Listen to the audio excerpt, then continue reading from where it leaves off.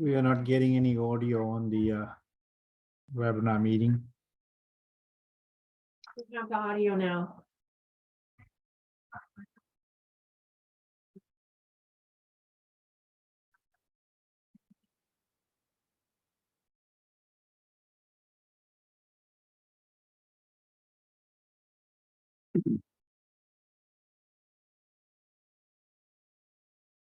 Unless you're remote as well, Suresh, I can't see.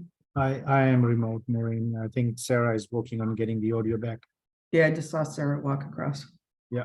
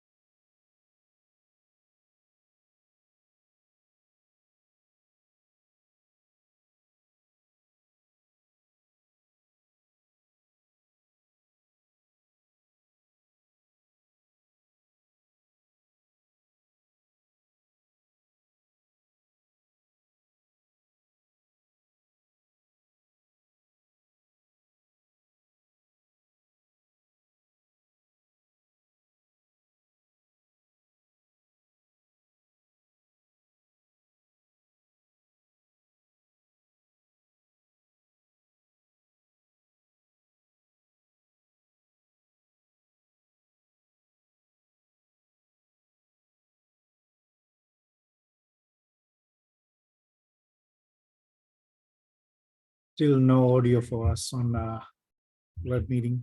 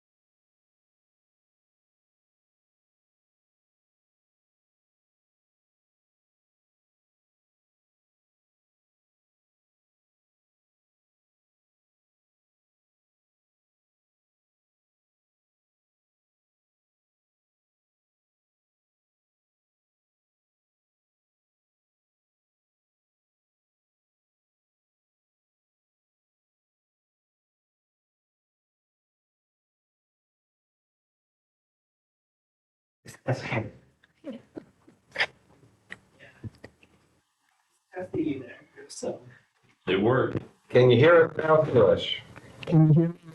Yes, we can hear you guys now. All right. All right, we're on item 2. Do you want to introduce that?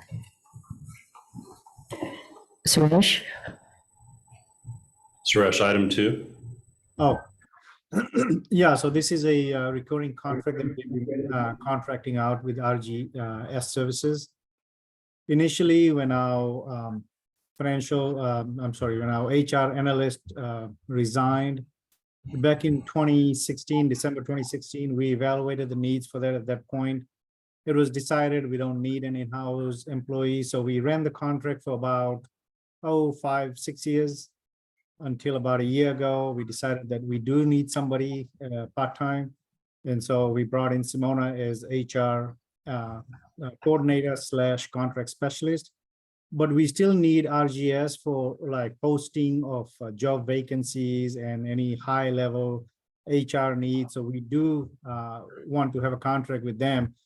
Originally, the contract was for $75,000 a year. We reduced that. Last year, we tried with a $35,000 contract. We didn't use all the money. And so we'd still like to do about $25,000 on there simply because we do have a few more vacancies coming up in the upcoming fiscal year. And so we would utilize the services for RGS. It may go up to 25,000. It may not be utilized up to that amount. But again, we evaluate that on an annual basis, and until we say that we don't need any of the high-level HR needs or the posting, and that we have the capability and resources to do it in-house, then we would basically forego the contract at that point. But this is the recurring contract that we need for about 25,000. Any questions from the committee members? For me. I just didn't see the, maybe I was missing, is the amendment in the packet?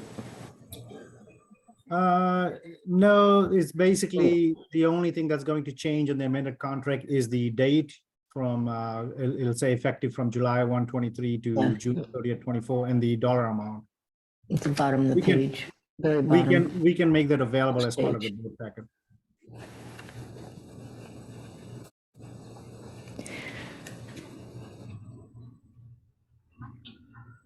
Okay, that's fine. Yeah, so It's pretty straightforward. Yeah, we'll make that to your available. point, as a new board member, you've never seen any of the previous ones either. So it's not just to say, hey, it looks just like the last one, but there's the number. So, It's just a yeah. lawyer hat on me. I would like to read the amendment, but I can see it's too little tiny point. Yeah. Yeah, Suresh, throw it in I like the, that. Yeah, we will do that. They need to be put in the packet. in the packet. Yeah. Reminder for all of us, so. Well, I mean, you know, I don't have a problem with the amendment. Obviously, I don't have any issues with it. But this will be in the consent items, I'm assuming, for the meeting. Exactly. It just, for completion, if we can include the amendment in the general meeting consent calendar, that might be helpful. Yep. I have no questions. on this. Okay. Move for approval. Second? Vote, all those in favor? Aye. Aye. Approved by the entire board. Committee. All right, number 3, Pretty much the same deal as with the previous one back in 2017, I believe, when our GIS, full-time GIS employee decided to quit services. We basically evaluated the need for the district at that point again and decided a full-time GIS person was not needed, simply because all of the GIS tools, the mapping, most of those things have already been established at that point. We only needed kind of like a maintenance on a recurring basis going forward. Small changes here and there. We evaluated the need, decided Links Technologies, who at that time was working for Pebble Beach Community Services District, and also some other cities up in the Bay Area and up in Gilroy. So we talked to Links Technologies at that point. Patrick Kala was the primary individual for Links Technologies. We decided we were going to do a contract with him. We tested the contract. And so since then, for the last 5 or 6 years, we've been running off with a contract with him. We've been incurring less than $35,000 in services every year. He is capable of all the GIS needs that the district has. He's been making changes. He's been making some good changes. Over the last several years, he's been trying to consolidate all of the databases that we have. Different individuals in different divisions had different databases, data sets that was utilized with the GIS. He's kind of trying to narrow all those, bring it all into SQL database. One of the databases that he's also working on is the water supply charge, basically trying to bring that into the GIS space so we can see by parcel information, data like that. He's been working with John's group. He's been working with Stephanie's group with the Acela tie-in, where basically it's utilizing the services of GIS. So this is again a need to extend his contract for next fiscal year. Contract's going to end on June 30th of this year. So we're again asking for the same dollar amount, $35,000. He has not changed his rate over the last 6 years. I don't know why.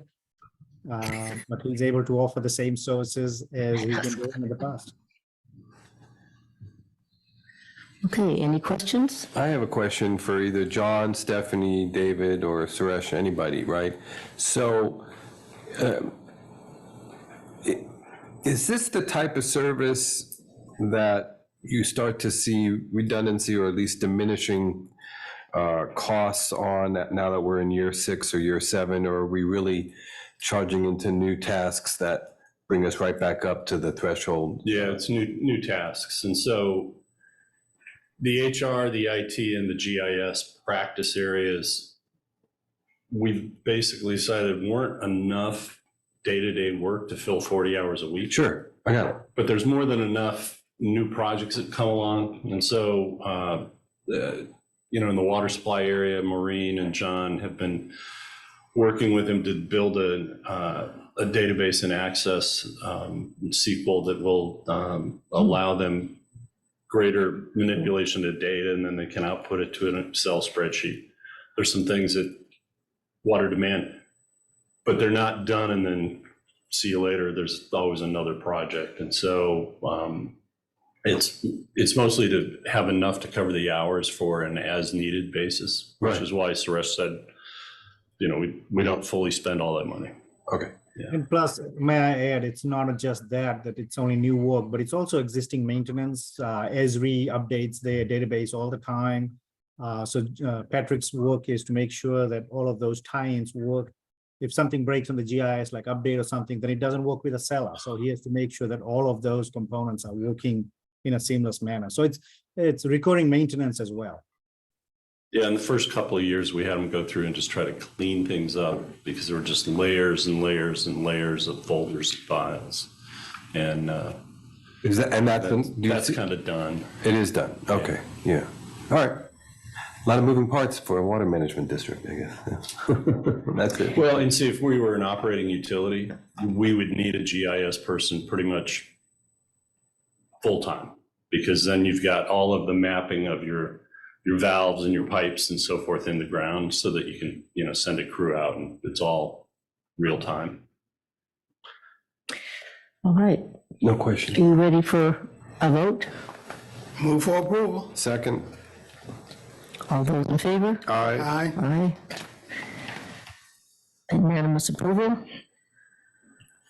All right, so the next one is funds to contract for limited term field positions. Number of field positions. And again, these are field positions are basically the temporary fish rescue individuals that help on the river when and if needed for fish rescue. So these are the temporary employees that we bring in on a part-time basis. All of them, we have to make sure they don't exceed 990 hours for the PERS rule. So on any given year, basically, depending on the water level in the river, Thomas's group will decide if and when we need to hire employees relative to the fish rescue services. Then we would go in and bring in these employees, typically hire them from CSUMB, employees that basically are students and also are working in the water services area. And so we bring them in, hire them on a temporary basis, get the work done. It never exceeds more than 6 months. It never exceeds more than 990 hours. So this is basically a blanket approval to make sure that we have the capability of doing that if and when needed during the fiscal year 23-24.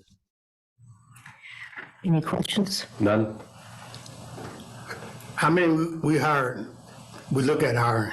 So we have one for sure that we want to give a 990-hour contract, our current water resources assistant. She helps with maintenance at the facility, from anything from weed whacking to making sure that everything is clean and ready to go. She also helps with the weir. She's been helping us pull out the weir.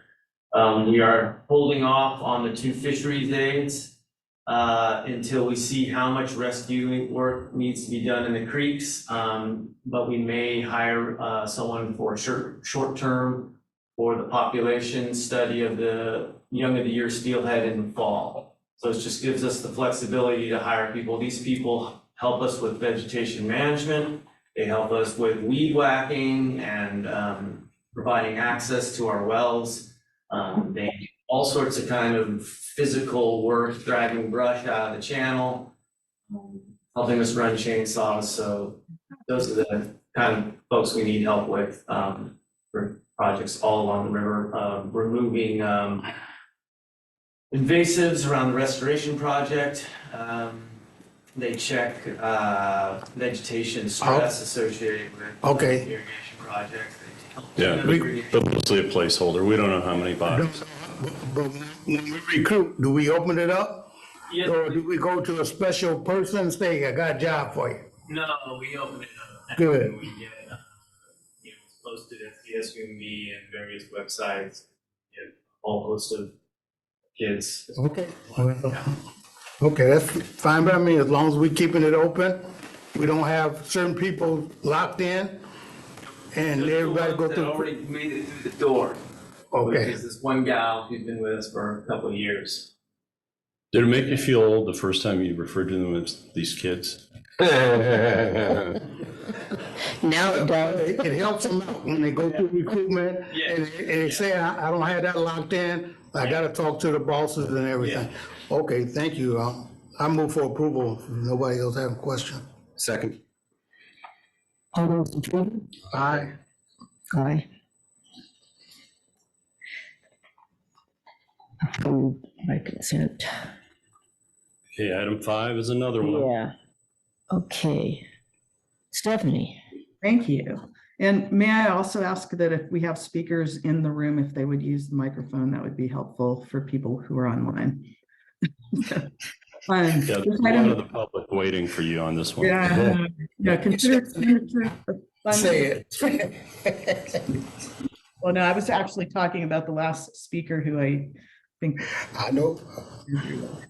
So, okay, so this is just one of your routine items. This is an expenditure of funds for CoreLogic Information Systems. This is a software package that is used by the Water Demand Division and occasionally by the Water Resources and Environmental Resources Divisions. It provides information on property ownership, which is used for recording and noticing properties, documenting changes in use and ownership, all of our deed restrictions that we process, and enforcement of our water efficiency standards. It's used on a daily basis. And so staff is requesting authorization to spend $20,000 to continue the use of the RealQuest professional services.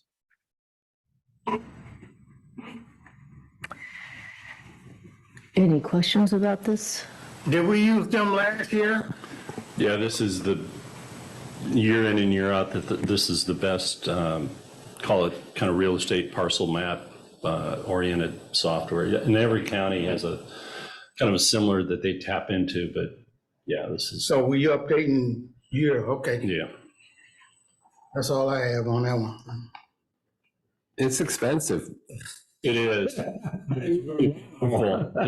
It's pretty powerful though, because it, like when you walk in and somebody, you know, oh, what's your parcel number? Boom.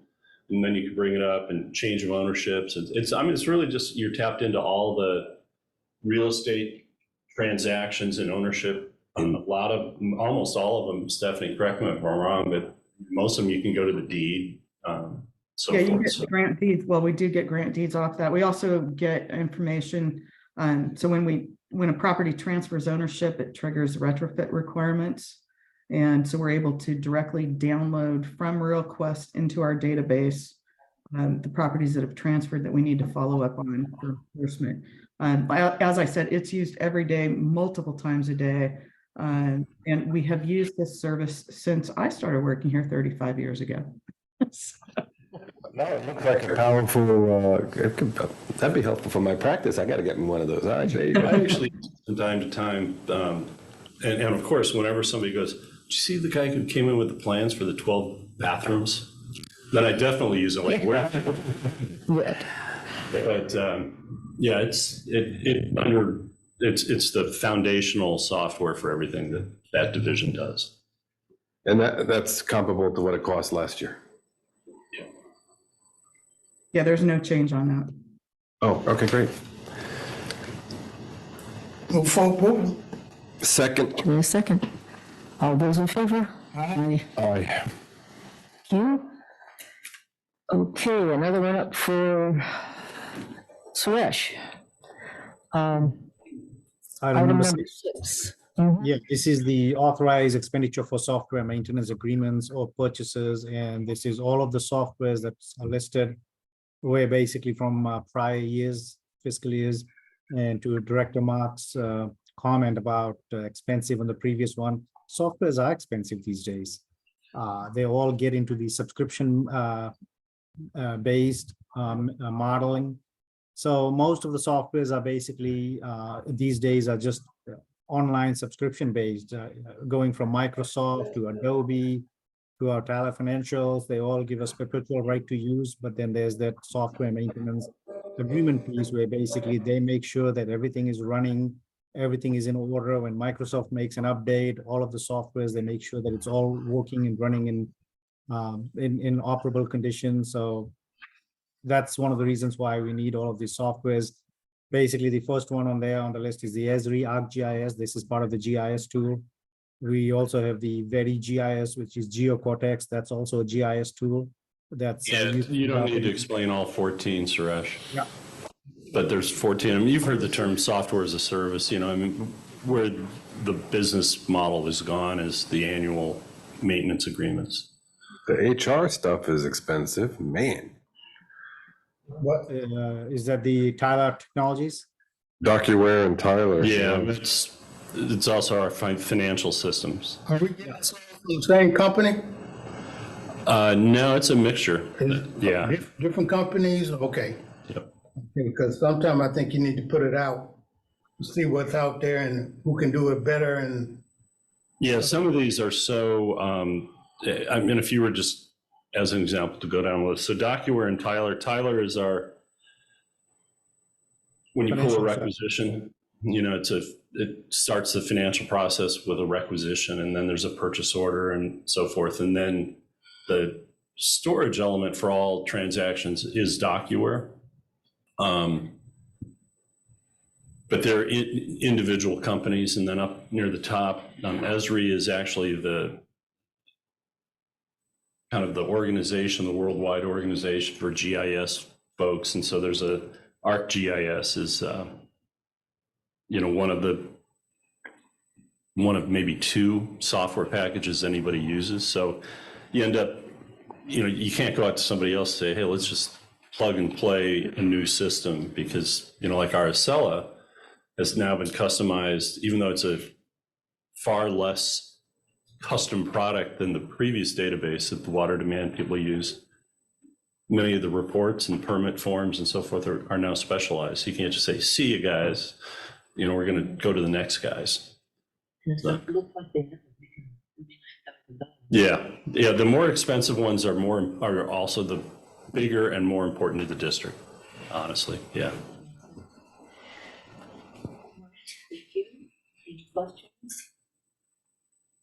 No, I mean, I just think it's helpful to underscore that in Suresh's description here on page 18, as with some of these other items, these were already budgeted, all of these. Correct.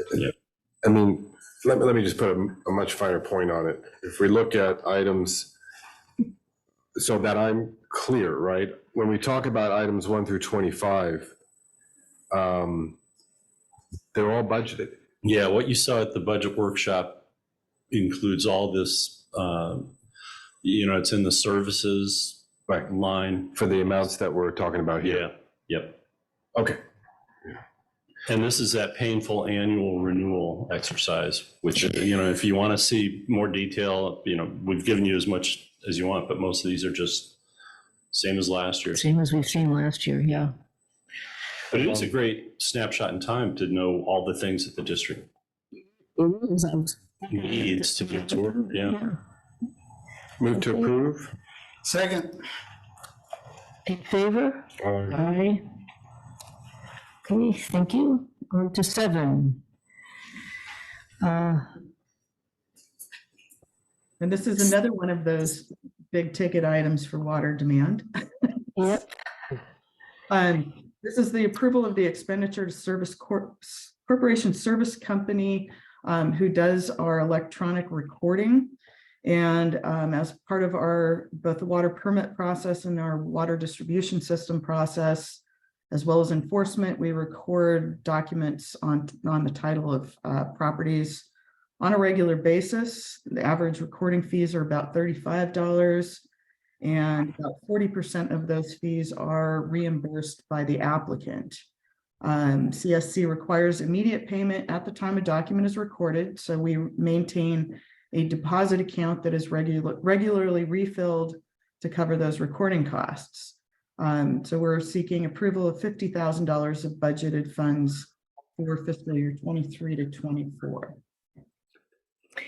And then we'll have $20,000 left over, right? 40%. 30%, $30,000 left. Yeah, this is just kind of the first plug. Yeah.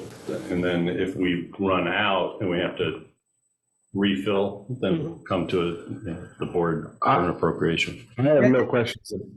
Sorry, go ahead, Stephanie. I was going to say, I think last year we actually increased the amount of budgeted funds for this item because the year before we found that we were running through it before mid-year and had to make an adjustment at mid-year. So this is hopefully 50,000 covers the entire year of recording. So here's my question. I don't know if it's covered or governed by the government code or anything like this. I have no question on the item.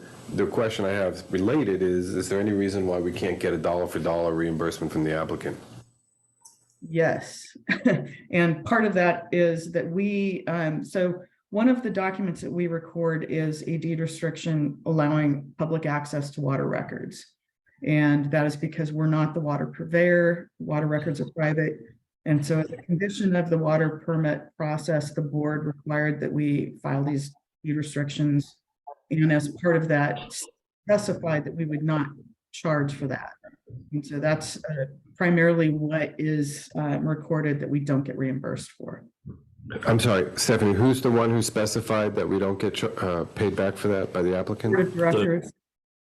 Yeah, the board at the time that we implemented it. Well, can we change that? We probably could. Yes, you can. I'd like to add an item to the agenda. How do we do that? What's the correct way to do this? Yeah, I think we could either do it now or we could do it as a subsequent follow-up. I mean, you can change fees and charges anytime. So If it's not an urgency item to add, you'd have to bring that back for a recommendation at the next meeting. At the next admin Or meeting? at a future meeting, yes.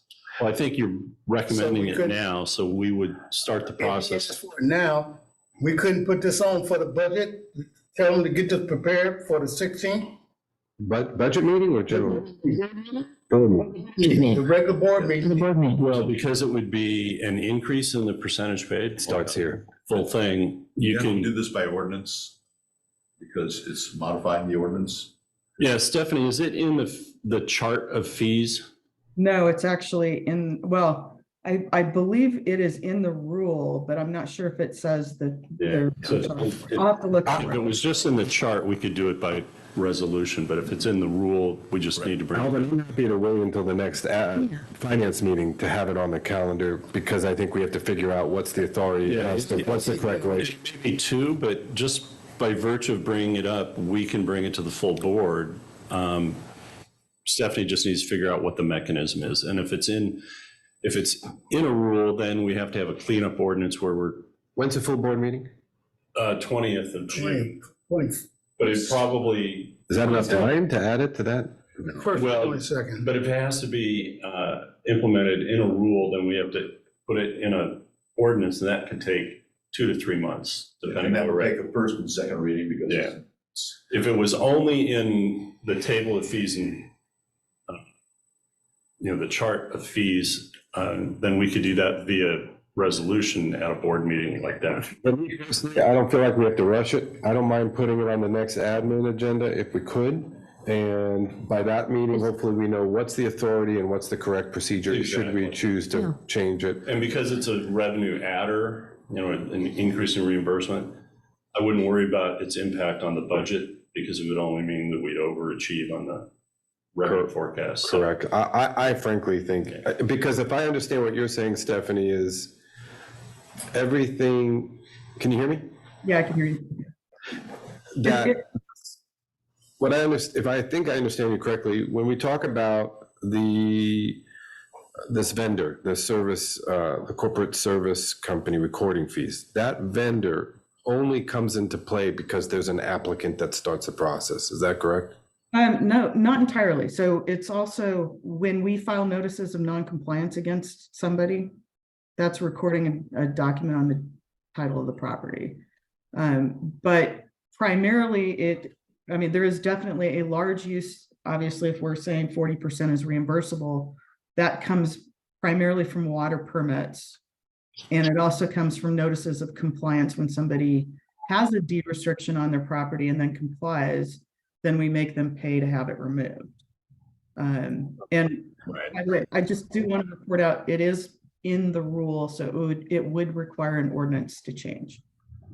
Yeah. Okay. And even on a notice of non-compliance, I mean, a lot of, in my experience, a lot of municipal government entities, just on that, will pass forward a fee if there's a fee. To clear it, I think there would be an opportunity, but if you don't have any proactive action by the person you filed it against, it just sits there, and then maybe later when there's a title transfer, somebody wants to clean it up. And so That's why whoever it comes could in, be years and years and years. I mean, we've got rationing liens still that pop up after 30 years, so. It's a gift that keeps on giving. yeah. The basic point is well made, which is why, because we wanted access to information, we said we'll take part of the hit. But it's, to CSC, they don't see whether it's 3 deed restrictions, 1 deed restriction, or 12, and it's just boom. Well, I'd like to understand it more. I'd like to have it on the agenda next month for the admin committee meeting. Yeah. Move to approve if there's no other questions. I'll second it, just under the second, any way we can inform the board that we might be changing this, put it in the staff note or whatever, that this might be changed, because one thing I hate is we do the budget and then we come back and start changing things. So we need to forewarn them that this is something that we haven't looked at and we want to make changes to. Possible. Yeah, possible changes to it to make it better, so. Yeah, Steph, just add a sentence or two. Yeah. I don't know who's gonna read the staff note, but it's a way for me to cover. It's in the staff note. You didn't read it? I'm sorry. I like it. Okay. Thanks, Stephanie. Thank you. So we have a vote. We haven't had a vote. Let's have a vote. Sounds good. All in favor? Okay. Okay, unanimous. Unanimous aye. We're on to item number 8. Contract with Portland Resources for hydrologic review. for distribution permits, so. And this again is one of those routine items that comes up every year.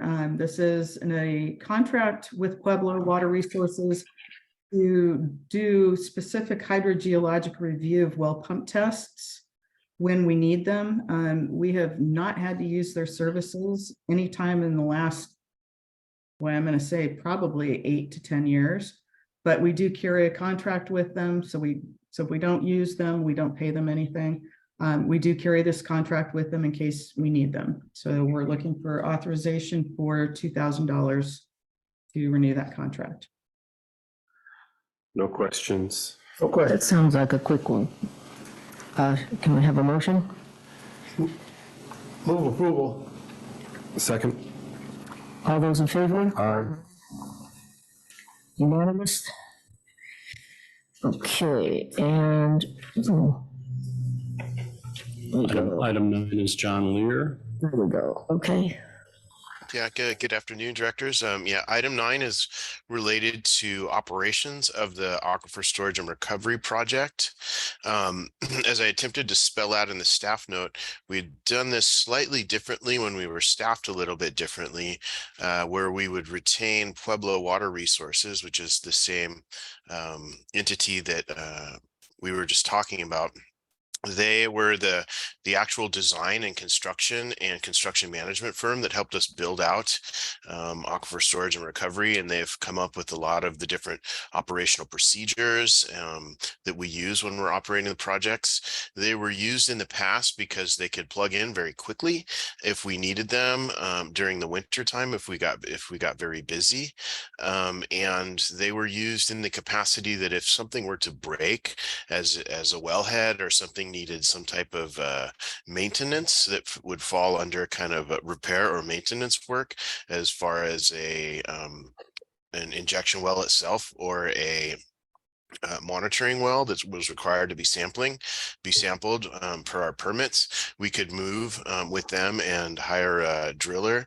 We need a specific driller which has what's called a C57 contractor's license to work on the wellheads, and so there are a few of them in this area, Majora Brothers being the one that's the most active down in our area. They're used also for the Pure Water Monterey project. They drilled a lot of the wells in that area and help maintain those wells, so they're down in this area quite a bit. So this item number 9 would be moving away from having the annual contract that we would have with Pueblo for the $75,000 and kind of splitting it into using Pueblo for higher level analysis if we were to look at performance of injection wells over time, or if it was time to rehabilitate a well, or changes in procedures, and then being able to reach out and contract directly with Majora Brothers to fix anything that needed to be fixed. And there is, if you look in the packet, actually something that we need to move forward with fixing a well that's called Seaside Middle School Deep that needs to be repaired so we can sample that. So there's also a contract in there with some items that are an example of some type of things we would come across in operations, and kind of as the infrastructure ages, different things break. What happened at Seaside Middle School Deep was the PVC that was inside the well is just aged and became brittle and broke and needs to be replaced. And so that's item 9 is a little bit of a shift, but related to being able to pull on staff that if it's a drought, we won't need them, but if it's rainy like we had this last season and we need to reach out and retain these people in a timely manner, item 9 would allow us to do that. Thank you for the explanation. Any questions? I have one. There seems to be, when I read this, it seemed kind of for me, an unnecessary restriction to say we're allocating 25,000 to PWR and 50,000 to Majora, because as you move forward, you may decide that it's not the way you want to allocate it. You may decide, while staying within the $75,000 cap, Majora is going to be a lot less, and PWR may be able to be up to snuff. Unless you have a reason to limit yourself, John, my proposal would be to amend the recommendation that you have fluid discretion but that the cap remains at 75,000. In other words, fluid discretion between these two vendors, or frankly, a third vendor should you need to find a third vendor, but that we don't need to be a part of that decision. That 75,000 cap I can work with. Is there something I'm missing? No, No, I like no, it. no, it was just kind of trying to work within the contractual framework. And so I can work with Dave, Suresh, and Simona to make that. And that would be better for me. So I appreciate that. Yeah, I mean, but I'm still saying no more than 75,000 without coming back to the board. David, did you have a different thought on this? No, it works fine. That's a pretty good idea. So I have a motion that we amend with John's permission, yeah? Item number, and is this okay, David? Can Yes. we amend an item? They're making a recommendation to you. You can provide that direction, and the direction would be that it not be in the amount of 25 and 50, but in the aggregate amount of 75,000 to be allocated in the discretion of staff. Correct. You got that? Sarah? All right, and if that, good idea. based on that, I don't know if anybody has any questions, I'm prepared to move. No, just one, a comment on this. When it's a well out there like this to be repaired, is it our well or is that well shared with Cal-Am? This individual well is our well. It's on the Seaside Middle School site that has ASR 3 and 4.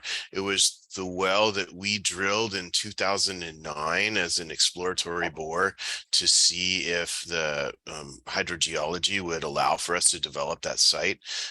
So while Cal-Am owns ASR 3 and 4, we own Seaside Middle School Deep. However, because it's a well that's listed within our permit with the regional board to operate, this repair will be covered under the ASR agreement and reimbursed through Cal-Am. It still will end up being passed to the ratepayers, but it will be the cost will be incurred by the district and then reimbursed through Cal-Am through the ASR agreement.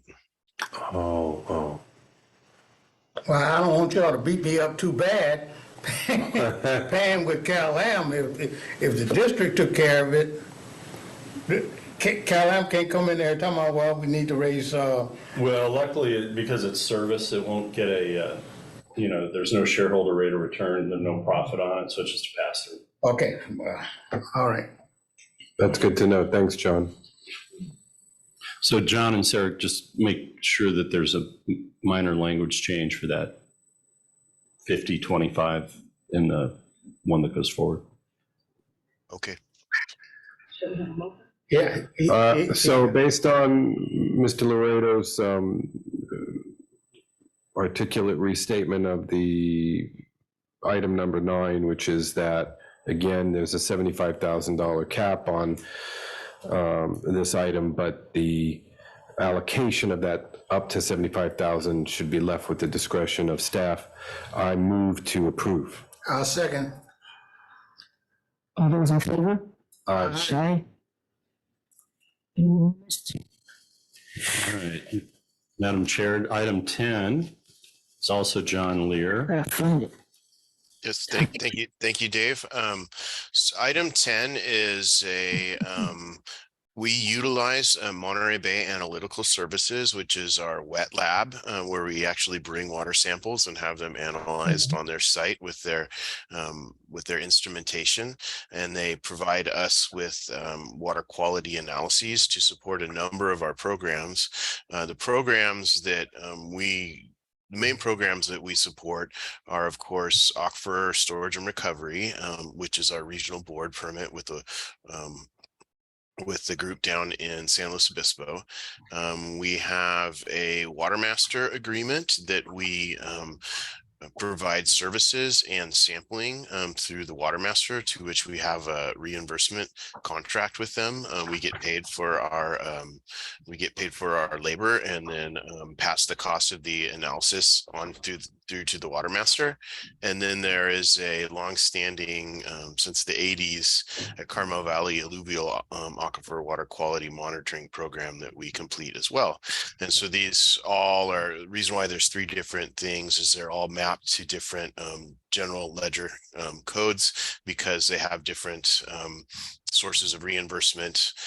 Both the Aquifer Storage and Recovery and Water Master work are reimbursed, and the district pays for the Carmel Valley Alluvial Aquifer Monitoring itself is non-reimbursable. Thank you. I have a question. How is the excess runoff from the Carmel River actually measured? So excess runoff I'm not sure I understand the way that the term is being applied. Well, it says that it's for, it's controlled, the water sampling is driven by the permit, and project operations are controlled by the availability of excess runoff. Thank you. Yeah, no, I understand now. There are excess runoff in that terminology is related to, we have a set of water rights permits that allow for us that cite the Carmel Valley well field as a source of water, and then cite our ASR wells as the place of use for the water right. Those permits allow for diversion from the Carmel Valley and then injection into our injection wells. They have a number of flow in-stream flow requirements that are based on different times of year for different river miles, where we have actual gauges. Okay. And when we're above certain thresholds of flow within those permits, we're allowed to have an operational day. And so in that sense, excess would be flow above the threshold set in those permits. Okay, and it's excess runoff on the Carmel River watershed, so we're talking about flow in the river. Yeah, and so our ASR permits have a minimum in-stream flow requirement, which changes by time of year, and whether there's a, if the lagoon's open or the lagoon is closed type of thing. Okay, thank you. Any questions, additional questions? No. Move approval. Second. All those in favor? Aye. Okay. John. Again, action is an item. Montgomery Associates for groundwater management. Yes. This is also through the Water Resources Division. This is more related to the build out of Pure Water Monterey and the expansion. There are a number, as we build out and put in different wells and learn more about the aquifer system, conducting tracer tests and understanding travel times between the different well couplets as far as the injection wells for Pure Water Monterey and the fields that are well fields that are used for extraction of the drinking water within the Seaside Basin. There are always a number of questions that arise from our regulators, being the regional board and Department of Drinking Water, related to different operational scenarios or our ordinance is the main one we're looking forward to with this item 11, is as we move forward and install more wells and increase the amount of water that's injected from the base project, we will have to model and update our ordinance that has a map in it that that requires that does not allow wells to be drilled in certain areas and requires further study of wells if they were to fall into what's called a secondary area of increased study. So that will need to be updated with modeling at the point in time there are any changes made. The next most likely change is an increase in 500 to 600 acre feet of injection from the base project, and then build out of pure water monitoring expansion with more injection wells and more extraction wells. So we're Marine and I work with Montgomery and Associates, and we frame these model scenarios and we move forward with them. We bring this each year at this rate. The $50,000 is about enough to ask 2 to 3 questions of the model based on the complexity of the questions. And it the freeing up of the funds allows us to kind of move quickly if we get questions from regulators. If we're trying, we don't like to be the one that's holding on to the answer they're looking for and holding back the permitting process. So it allows us to kind of move forward with that and to support the build out of these projects. Okay, I'm looking at page 67. It says the scope of work is to complete is for tasks that arise in calendar year 24-25. Am I misunderstanding what that note is about? I could hear maybe 3/4 of that. Can you repeat, please? Yeah, I'm so sorry. On page 67, there's a note that says the scope of work is to be completed for tasks that arise in calendar year 24 and 25. Right. Since this is an annual contract, Okay. you can think of it as kind of the same annual contract that we have with Majora. If a well were to break within that year, we would go ahead and fix it. But if it were to break at the end of a year and we started incurring costs at the close of one financial year, these funds would be used to work on that problem. So if we have a question that arises from modeling, oftentimes it takes a couple iterations to go through to center down on an answer. So it's kind of a catch to say, if we have something come up in April and we're working on it, and then we click over to the next budget in July, the budget that we're spending on that question that came up in April is still this pot of money that was approved for this budget. Yeah, but John, so she's referring to Exhibit C, which is the work schedule in the actual exhibit. And I guess the question is, since we're in fiscal 23-24, should that also include 2023?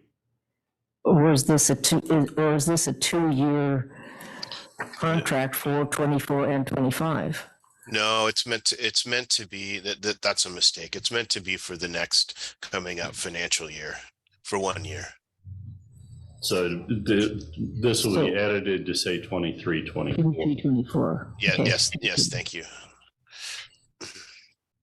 Okay. So Dave, we don't know what are our capacity to max out wells and everything for pure water yet. Can we get that? Pure water, you're right. Yeah. Can through this contract, can we get that answer? Because why are we waiting? Yeah, well, there's two pieces that'll probably happen under this. One is there's a movement to try to get 500 to 600 extra acre feet per year from the plant that's already built. And so in order to respond either to the Division of Drinking Water, but certainly the second piece, which is for the expansion, we have kind of what's called, think of it as a no-fly zone. It's a no-drill zone. Yeah. And we mapped an area that we wouldn't allow any future wells to be drilled in. So that will change based on the new injection wells for the expansion as well. So those two pieces of work will get covered. But to figure out the maximum that could be injected, that's going to change a little bit over time anyway, because the capacities are going to decline and so forth. So, we'll know what the design capacity is, but it's very likely that it will always change. And I think some of the modeling, and I don't think we're there yet, John or Maureen, but, we want to know, like, if you max out all the wells at the same time, as if you have enough water to do so, would it bump up your travel time way too much and end up violating the number of months? So there will be that type of question and answer through the model. But knowing how much we can inject, we kind of know when you drill a well and you say the max we can put in is blank gallons per minute, you just add all those up and that'll be your limit basically. But I don't think we'll ever operate at that level, and the modeling will tell you what you can get away with. And we can't use this contract, or can we use this contractor for the water master? I think it is the same. Yeah, this is the very same group that developed the water master model, and we've refined that model with the information that we have obtained. And one last thing that I neglected to bring up was we're also using these modeling results to understand how Pure Water Monterey and Aquifer Storage and Recovery are operating with each other. This was the first really wet year that we had with Aquifer Storage and Recovery, and we want to understand what they do with what the two projects do to each other as far as travel time goes, which was what Dave was mentioning. Obviously, the injection of a lot of Carmel River water between the injection sites of Pure Water Monterey and the extraction sites that Cal-Am uses slows the water down, but we want to understand how much it slows the water down and how many months it takes the groundwater system to set back up, as far as the fastest travel times between the injection and recovery sites after operating of ASR. So this is kind of a new question that we're being asked of by our regulators. Okay. Okay, thank you. Move approval. Second. All those in favor? Aye. So items 12 and 13 are both Suresh, and this is the time of year where he gets to explain at least 2 to 3 times to the board what is meant by items 12 and 13, and then we collectively will still not understand.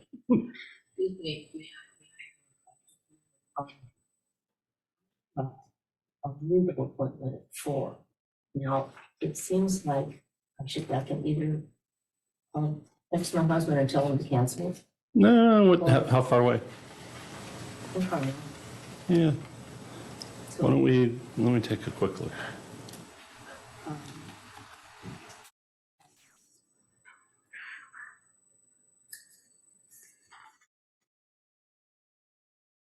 We could take 12 and 13 together because you don't really have a choice.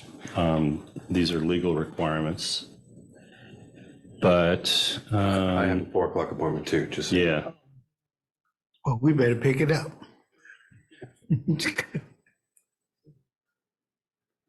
The remaining items, if it's not seen by this committee, it can directly go to the board. yeah, Yeah, why don't we just see what we can blaze through in a half an hour? And yeah.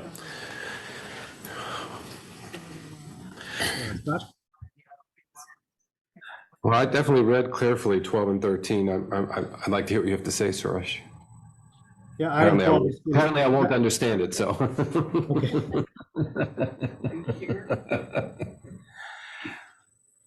Yeah, item 12 is fairly easy. It's basically the County of Monterey requires the MPWMD board to adopt a resolution that authorizes them to collect a water supply charge on the property tax bill.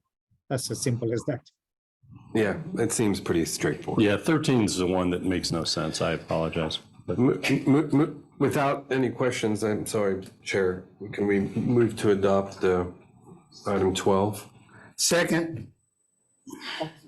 Aye. All right. I got my tinfoil on my head. I'm ready. All right, item 13. I'll try and make it as easy and simple as possible. So basically what it is every year we have to go through this appropriations limit because we do get the property tax revenue from the county. And so anytime any agency that gets a property tax bill, they have to do the appropriations limit. And basically what that is you take the last year's appropriations limit that was calculated, Then you take the price and population factor that's produced by Department of Finance for State of California, and you basically apply that. And so that gives you a new appropriations limit. In our case, for fiscal year 23-24, with property tax revenue estimated to be $2.6 million, our appropriation limit came out to $2.146 million. There's another caveat to that. Basically, you have to take the appropriations limit, then you have to back out all of your capital expenditures from that.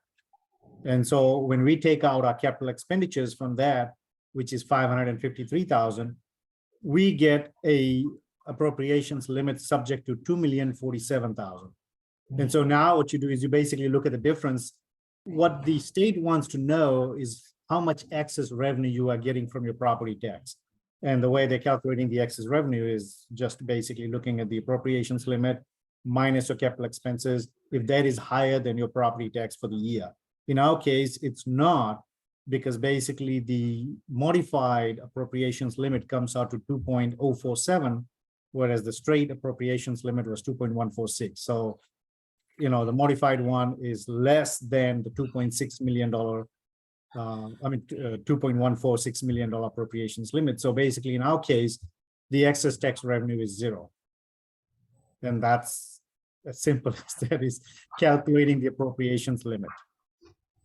Okay, so this is my question. What happens if our estimations or calculations as to our gross property tax revenues are wrong and we end up taking in more than 2.6 million? I hope we're not giving that money back. Yeah, then you have to give it back within 3-year limit, 3-year time frame. Why are you shrugging your shoulders? No, that's bad. Yeah, we don't have. So we're just like guessing wrong? Is that what's happening, if that happens? Yeah, because you really don't know what the what the role's really going to be. We have a really pretty good idea, though. I mean, we've always been pretty close. So where did the $2.6 million number come from? The $2.6 million is a estimated property tax revenue collection. So we look at historically the last 3 or 4 years of collections, and we estimate, because pretty much roughly it's about 2% increase every year. Okay, but couldn't we estimate higher so that we don't end up having to give money back? Well, we've never given money back, have we, Suresh? No. I mean, now the whole thing about exemption is the capital projects. We've always have capital projects in our budget. And so you basically have to back out the capital projects. Yeah, over the last, however many years I've been here, and even my predecessors, they never have to give it back. Okay. It's only agencies that don't have really any capital projects and stuff. They will probably have to give it back. Okay, if you're as confident as you sound, I just don't want to be having an estimate that's lower than we get. But you're convinced that that's just not going to happen. Yeah. So based on that recommendation, I don't have any more questions. Yep. Move approval. Second. All those in favor? Aye. All right, Stephanie, I'm going to jump ahead of you on 14. So in your red folder Right. is the Yes. red line. And as you can see, it's mostly editing and it's mostly qualitative. Yeah. There's not much change to any of the fees. And so, there is, as an example, item 40, now it's going to be the actual cost. Previously, it was $150. Some of these are just moved and not radically changed. Item 64 is an increase. So this is when a homeowner doesn't make all the fixtures available or whatever happens. Sometimes on a site, we're actually supposed to review the entire site, and the landlord didn't make half the site available or something, so you got to go back. Let's just adjusting to make sure that we're getting reimbursed for the time and costs. Yeah. Yep. Go ahead, I'm sorry. That brings up the question that I had looking at these changes. Item number 59, artificially complex applications. Now, this says actual cost incurred by the district staff time in excess of 5 hours. But when I looked at a number of these others, it was always, it always came out to be the actual cost. I can't find them now, but. And again, this is river work permits, so I don't know, Thomas is right here, but Thomas, do you just throw 5 hours at it for free? Yeah, let's get it for all the time.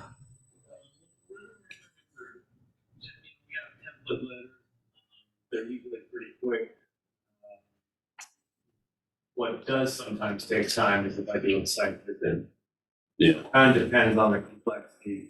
You know, 50 per, 50. Right, for the easy ones. you've got $25 for a minor and 50 for the others, and then this one is staff time in excess of 5 hours, so I just don't know why we will give away 5 hours of staff time. Yeah. I mean, right now, if you're pulling down a template for just a, river work permit, it's $50, and it takes somebody a half hour to get all the names right and addresses, so. This has got its own number. But is that an up-to-date rate? That rate's been around for at least 10 years. But keep up with the times, we need to raise rates. I can see if the rate was high and you want to give them a break, but you haven't done, we haven't changed it. So we need to change it to what your hourly rate is. That's what I'm used to, so. I think that's a reasonable recommendation too, so if we haven't looked at those for a while. That's right. Ain't no need to keep paying that, letting them pay that low rate and let them know, I can see that 5 hours in there. Well, why don't we do this, since this is a recommendation to the board, you can eyeball what the changes will be, but we'll get more realistic rates for 56, 57, 58, and then we'll look at the number of hours, obviously try to lower them. Just use it for 2 hours or something and simplify it, but. And I have a question on that. All those fancy softwares that we approved previously today, is there one that tracks all of the staff's time, that they know when they're actually getting into the above 5 hours? Yeah, Stephanie, you're the one who does most staff time tracking for your permits. What do they use? Just a spreadsheet? I think they're just tracking their time. They're not using any software. Yeah. And then I have a question for Suresh. To have all of this in context might be helpful. Suresh, you have any idea about what the percentage of our income budget these fees and charges are? I mean, I'm guessing Yeah, it's the permit fees and all those in total, it's about $198,000 of the total budget. yeah, very small. Yeah. Okay, thank you. Yeah, Dave points out that there's a couple other places where we're like 3 hours, Yeah. 5 hours. So I think we should make all the minimums consistent. So we'll bring it back to you that way. Well, and 2.5 hours. I noticed that Dave and Stephanie, that there seems to be sort of a policy consideration that part of your taxpayer dollars goes to having the staff work a certain number of hours for your application. It seems like you're making a policy determination. And then, but if it's more than that, you got to pony up. And I don't think there's anything wrong with that. But it is, I hadn't really thought it through, to be honest. No, it's, and your points where it leads is, all of our dollars either come from property taxes, the user fee, and the water supply charge, may it rest in peace, or not. And reimbursements. And so reimbursements like this are, the cost of the freight. And all it means is, if we give them 3 hours free or 2 hours free, is the user fees covering that. And so everybody's subsidizing one individual. And it's the same thing. You walk into the city for a building permit. Does the cost of building permit cover everything?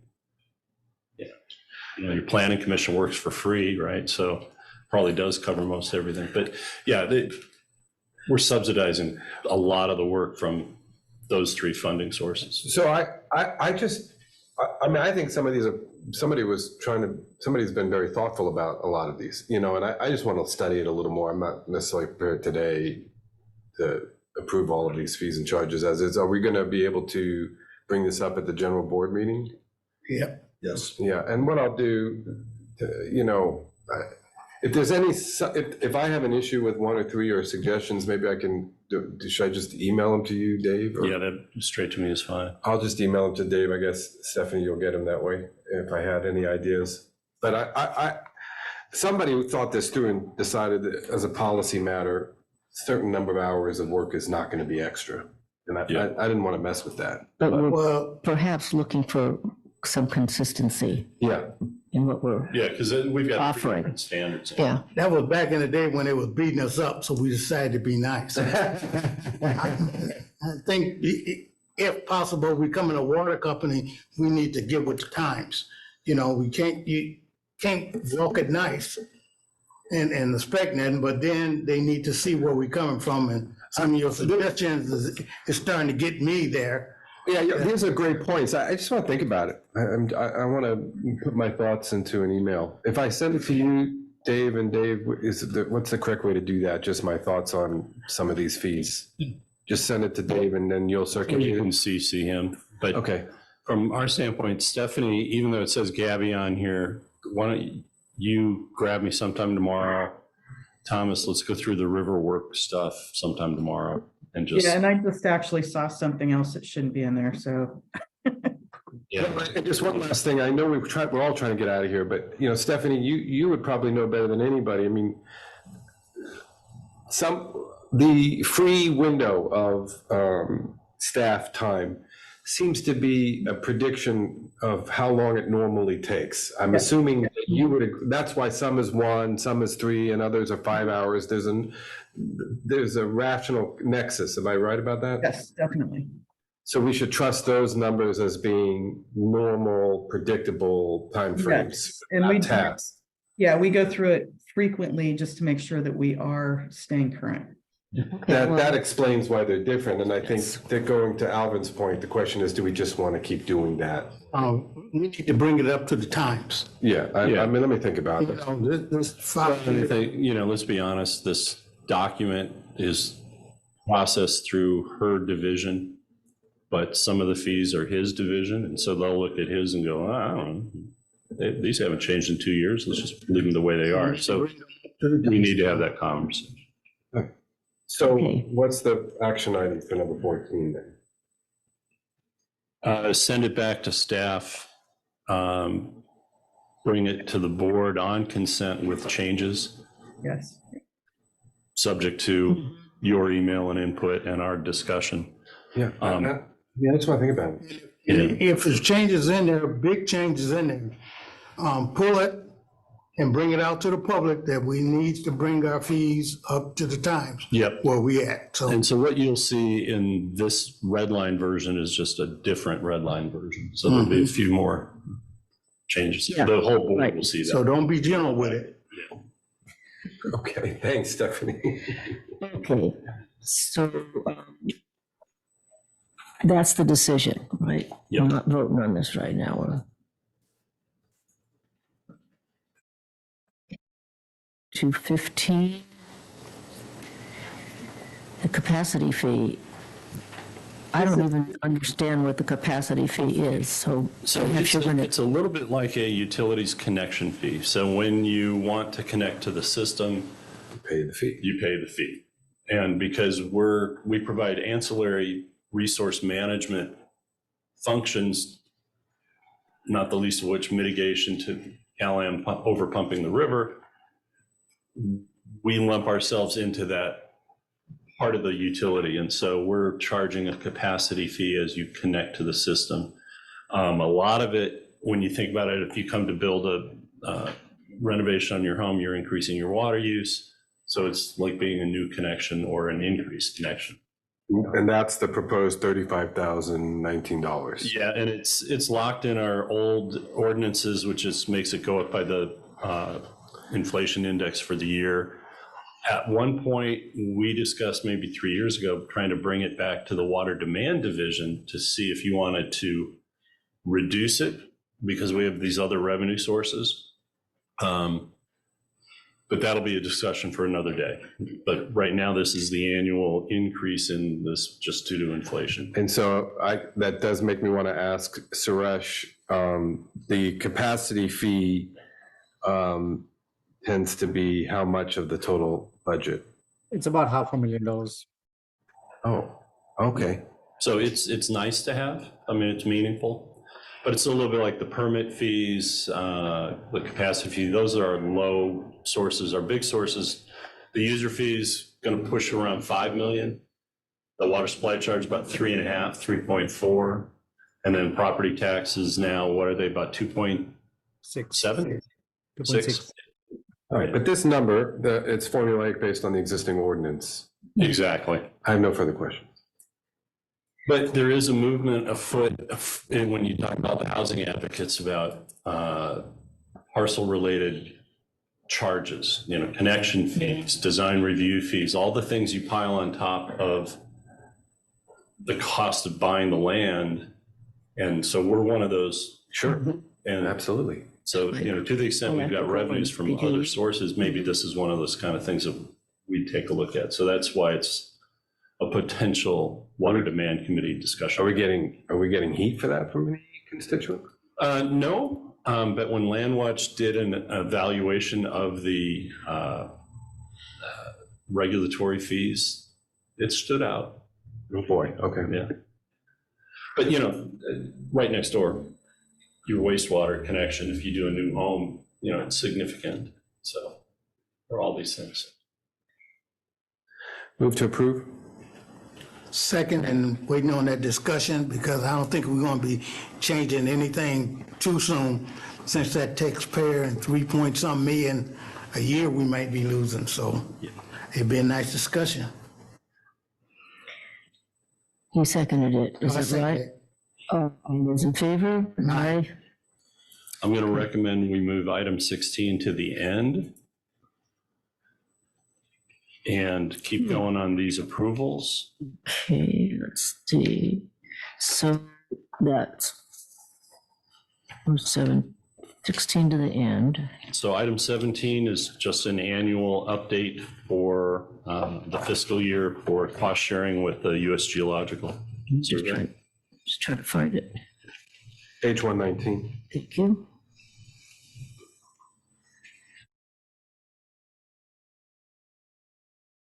Yes, okay.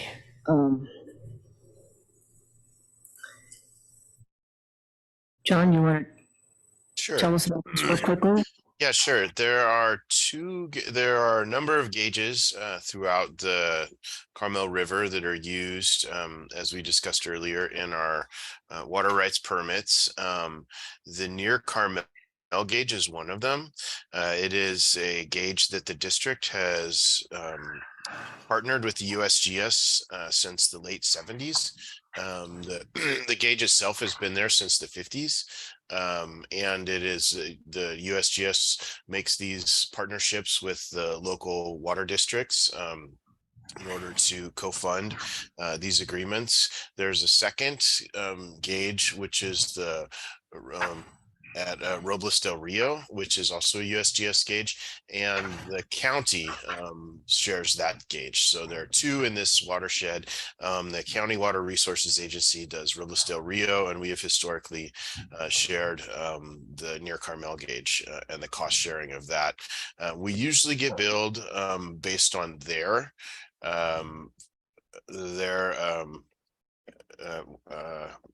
financial year, which is different than our financial year. So what I've included in this packet is the agreement from this year that we're operating under right now. I've spoke with them and they've said that there will be a nominal increase. So what we're asking for will cover whatever we receive from them when they get their financial year and it turns over and they come back to us. And that usually happens in probably January or February. We'll see that.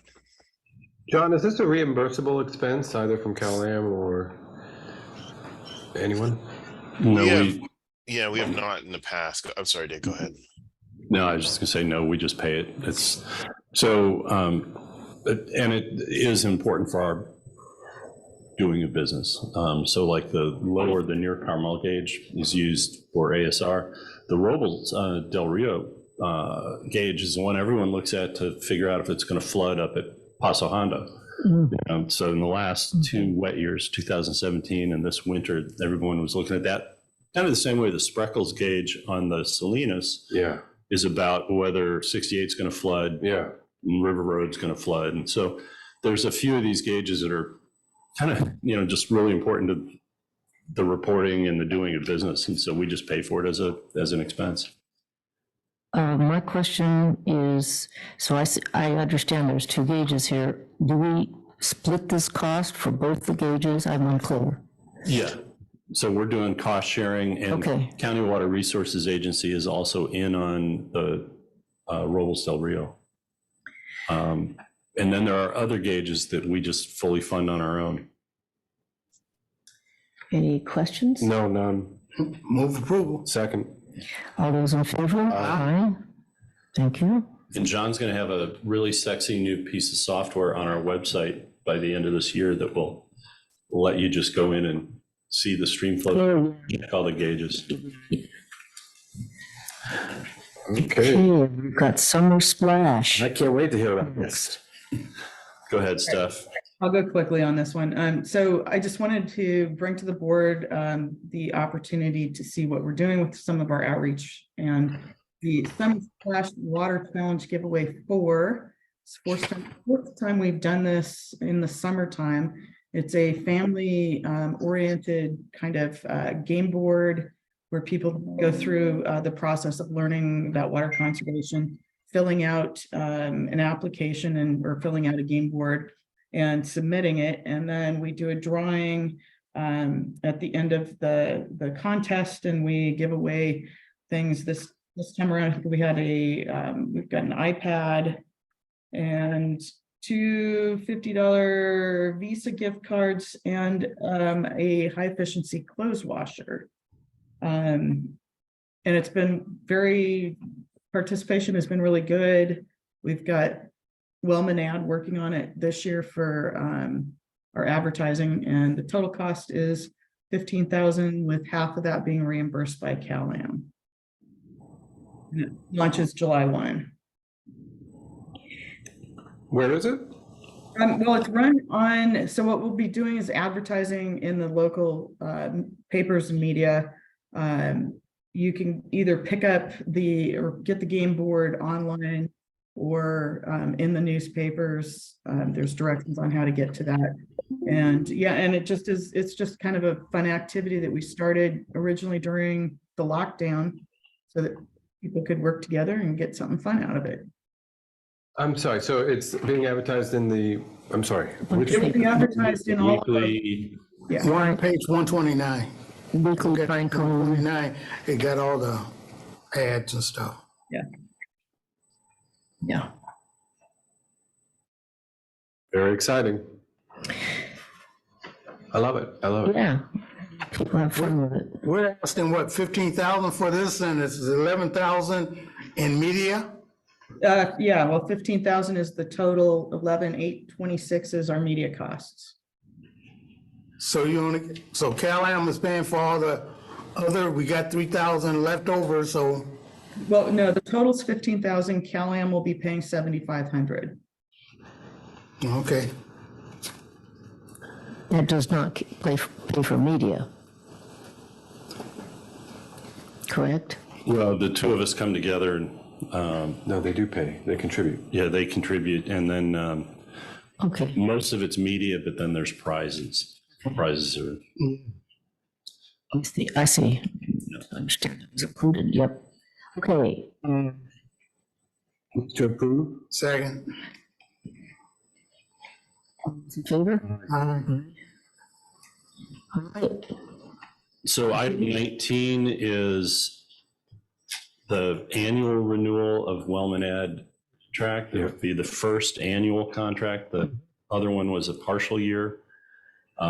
There's no change in the monthly retainer. We are getting quite a bit of work from that. There's also sub-consultants that add up to about $1,000 per month, which Stephanie broke up as 5,400 and 6,600, I believe, the staff note. Is that new? That's New that we adding on? Well, it was in the last contract, but we're specifically budgeting it now. Okay. So that there's no surprises like, oh, how much did you use this month on so and so? And basically that newsletter, the email blast, is managed by a sub-consultant of his.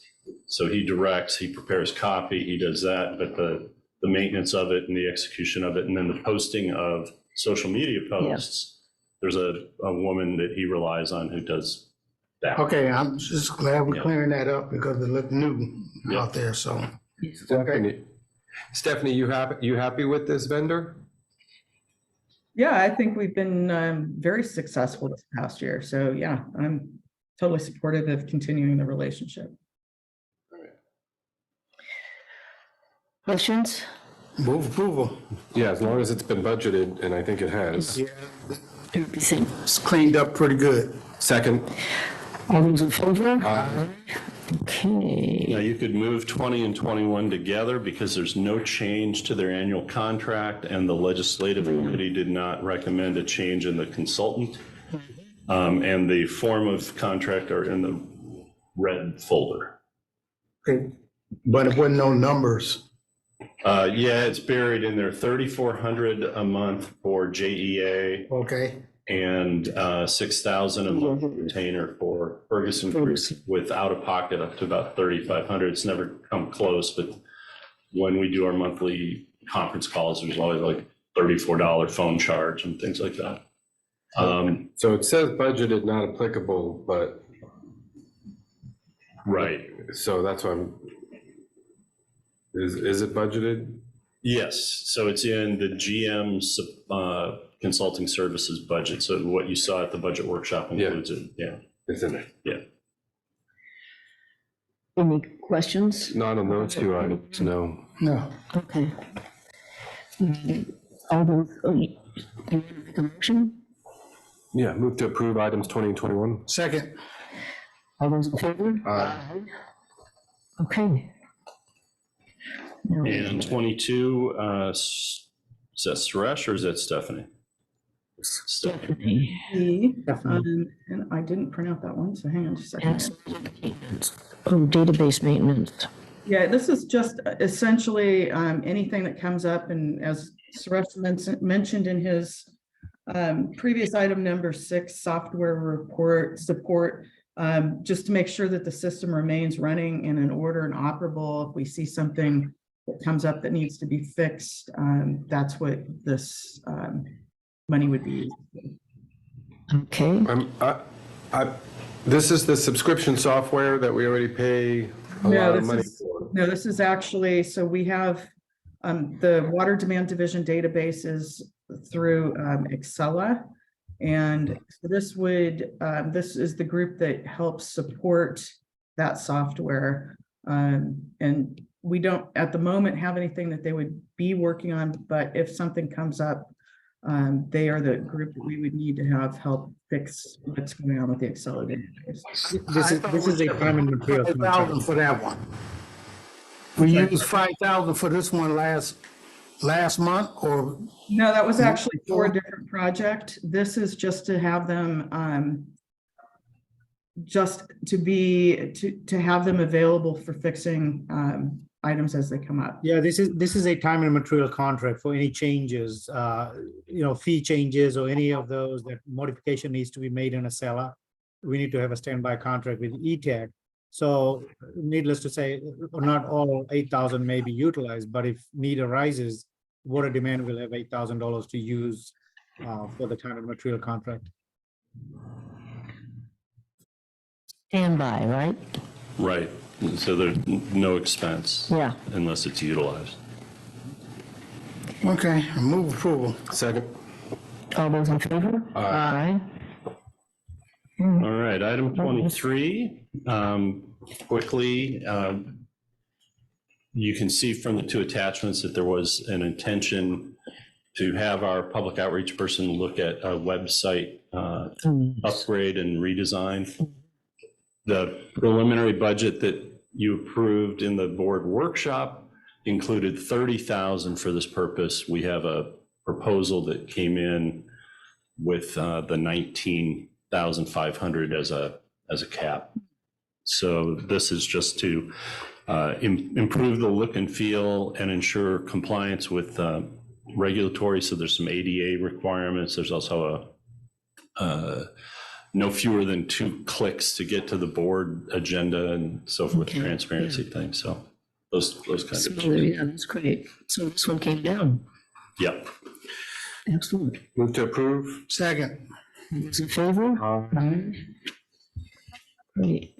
Then the next one is Suresh Devira. Yeah, this is a Devira IT consulting agreement we have with them, where basically they manage our network, including the server and workstations. They've been working with us for the last 5 years now. Time and time again, when it comes to renewal, last time we did a 3-year contract renewal. We'd like to do a 5-year contract renewal with them so that we can lock the prices in. Same terms, it's a 3% cost of living increase every year. And so for a 5-year total would be around 332,000, but it does have a 30-day notice provision to cancel the services in the event we don't like the service, or if they want to cancel, both parties have 30 days to do cancellation. But what this does is basically gives the district a locking mechanism on the price itself, so they don't come back 2 years from now and just say they'd like to increase the services or things like that. I tell you what, if he wasn't leaving, I'd say 5 years. He's leaving. I'll go with 3 years to give the new guy 2 years to look at him, and then or 1 year for you to discuss what should we replace him. I don't want to get the new guy that's replacing him stuck with them for 5 years, and then he come and tell me they ain't worth it. But we have a 30-day It's a out. 30-day out. 30-day cancellation notice period.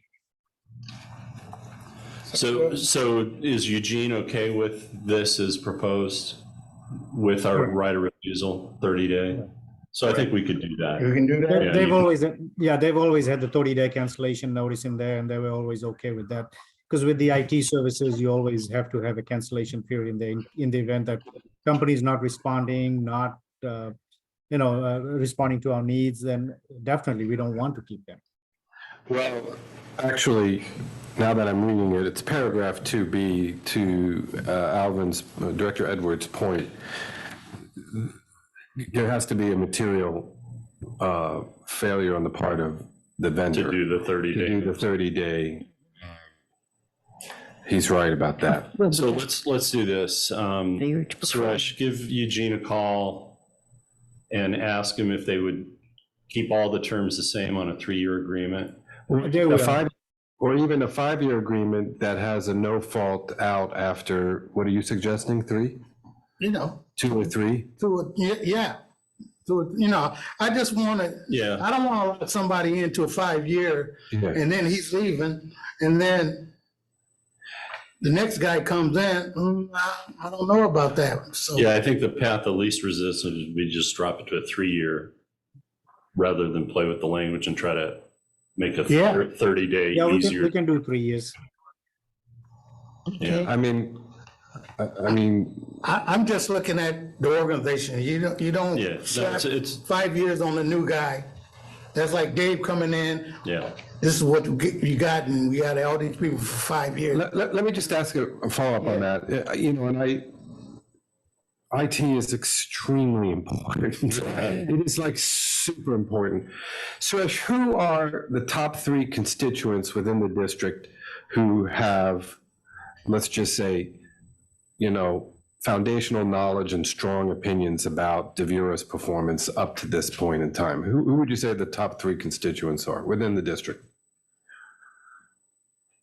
It's pretty much anybody that's utilizing the IT needs for the district. It all goes on individuals who call the vendor for any, service. Yeah, need. I'd say Suresh and myself, and then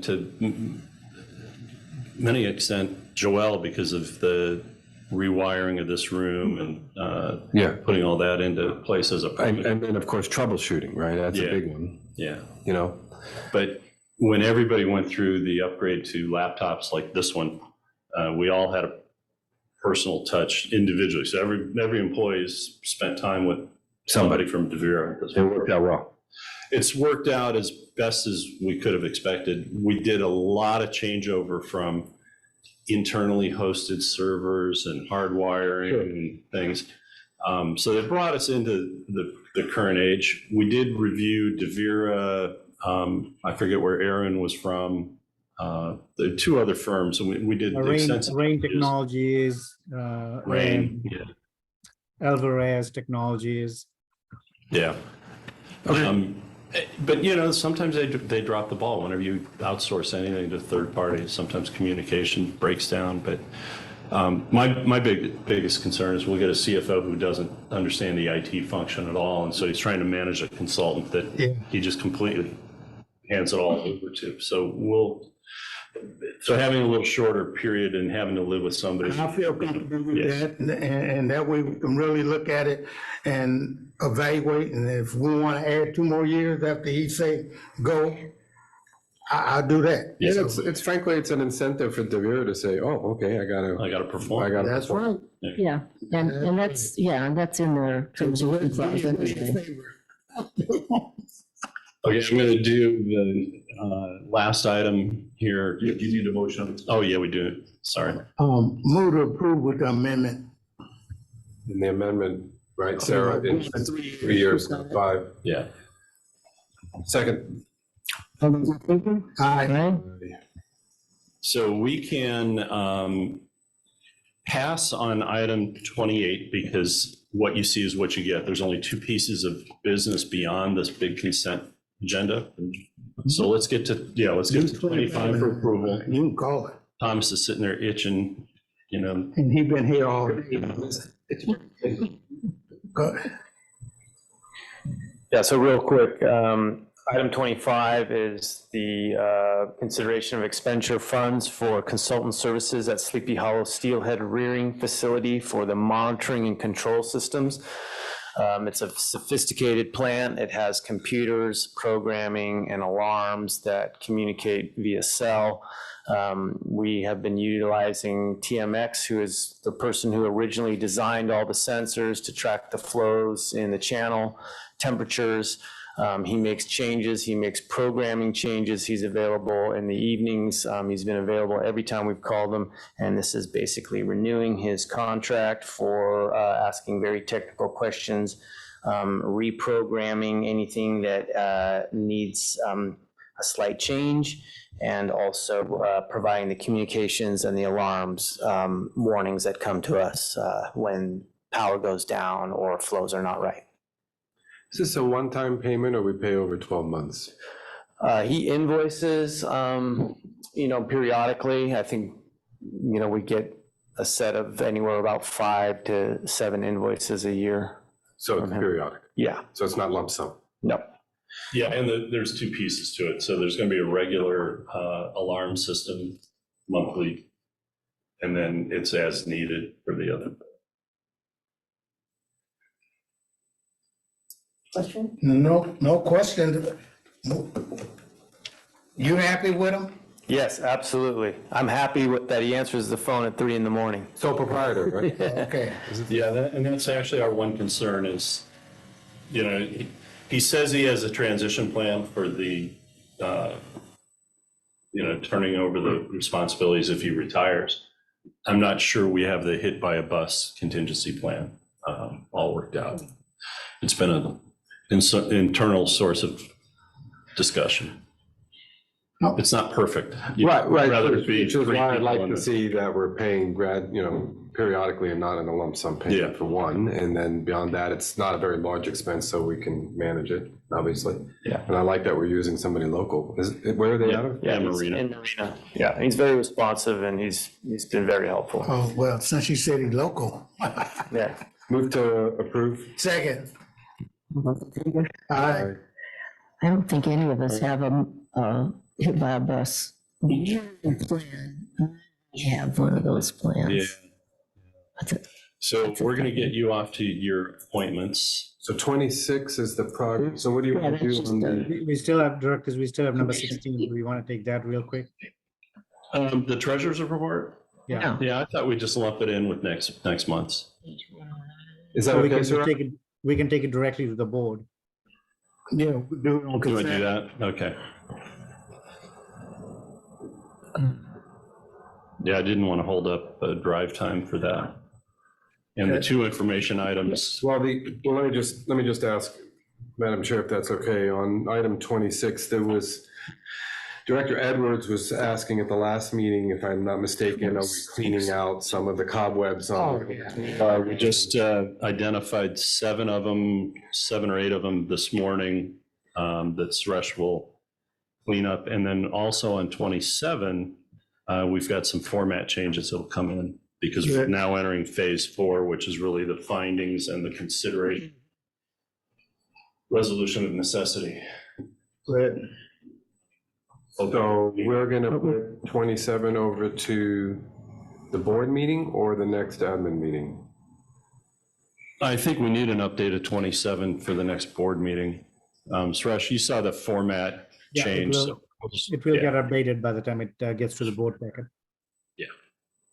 This month board meeting, right? Yeah, the 20th. Okay, good. Yep.